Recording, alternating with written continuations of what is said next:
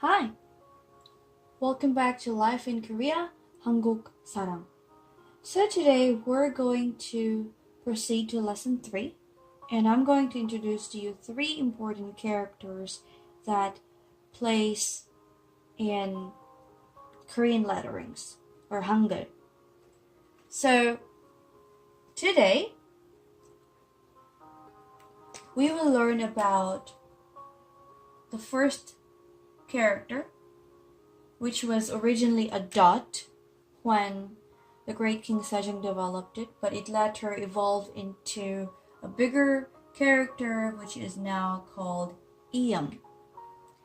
So this Iyang symbolizes ha늘, or sky, and the horizontal line or character symbolizes tang, or land, and the vertical straight line is basically saram, or person or people. So by combining these 3 elements, we are able to create words, syllables, and letters. Moving on, today we're going to learn how to write the letters and syllables and words properly. So let's begin with what we learned last time, the vowels. So previously we learned about the sounds, how to say the right sounds of each character. So let's try to have a review. We have here a, o, u,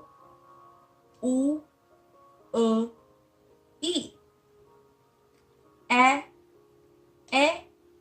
we, we. So now I'm going to introduce to you this character Iyang. This is actually one of the most important characters that you'll find because it basically makes the whole letter complete and it makes it readable. This allows each syllables to be able to be read and be separated. So as a tip, if you would see this on the top or on the side of a character of a letter, then it's basically soundless. You don't need to put any sounds. So, just ignore it. But if you would see it at the bottom of the character, then that's where it creates the sound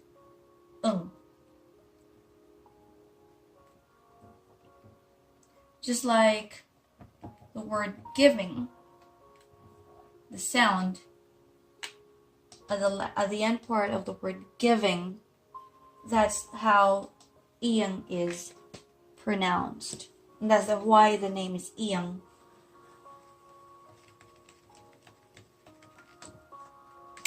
So for a, we write it as this, Iyang, and then the character. And we read it as a. Whenever we see it, that's a. It's complete. So let's try it one more time. Iyang, then the character a. Now let's try to read this together. It says a, right? So one more time. Let's try to practice that again. Iyang, a. Okay, so let's try to read this. It says a.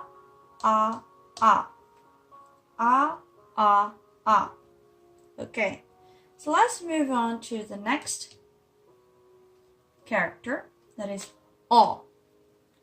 So first, Iyang, and then o. Iyang, o, Iyang, o. So it reads o. Very easy. Now, let's move on to O.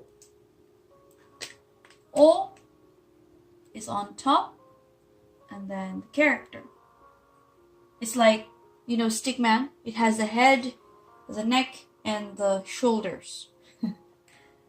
So the head, the neck, and the shoulders. Ian, and then O. So it's basically O, O, O. One more time. O, O, O. There you go.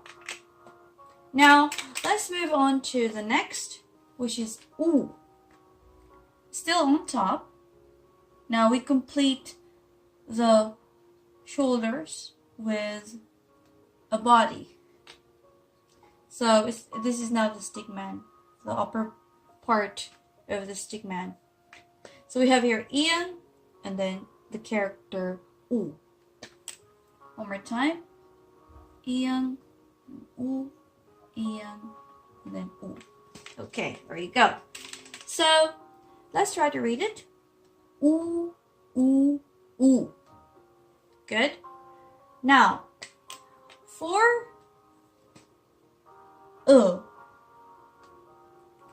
we just skip it like that. It's still on top. And then for E, it goes to the left. Ian, and E, Ian, and E, Ian, and then E character. So let's try to read everything, okay? From the beginning. A, A, A.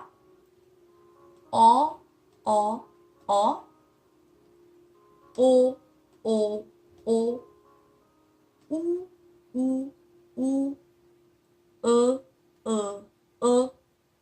E, E, E. There you go. Now, wow. 1, 2, 3, 4, 5, and 6. Now you can read all that. So let's move on to the next ones. Is A. Ian, A. Ian, A. Ian, A. So that's how it looks like when it's complete. So we have here A, A, A. A, A, A. Let's move on. Ian, E. Ian, and then E. Ian, and then E. E, E, E. Let's try to compare these two letters together in terms of how it's read. E, E, E. E, E, E. Completely different, right? So as I told you last time, it just takes a little bit of practice. But if you get it, then wow, you're good to go.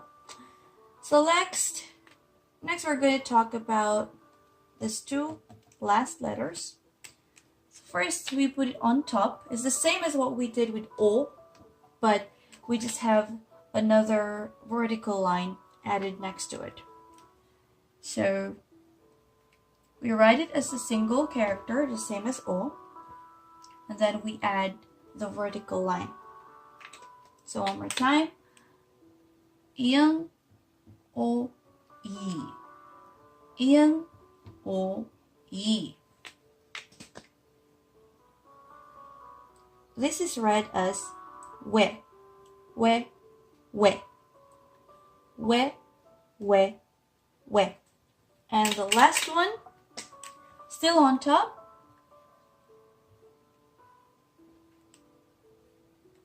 Ian, U, E. Ian, U, E. Sorry. Well, my pen's not writing. Hold on. Okay. We. So let's do a recap. E, E, E. E, E, E. We, we, we. We. Here you go. So this is just how you read and write each of the vowels. That's the complete form of the vowels when you write them and when you read them. So now I think you can read part of the Korean letterings. So yes, and this is just the part of this lesson, and then we move on to the fourth lesson next time. So I hope to see you next time. Bye!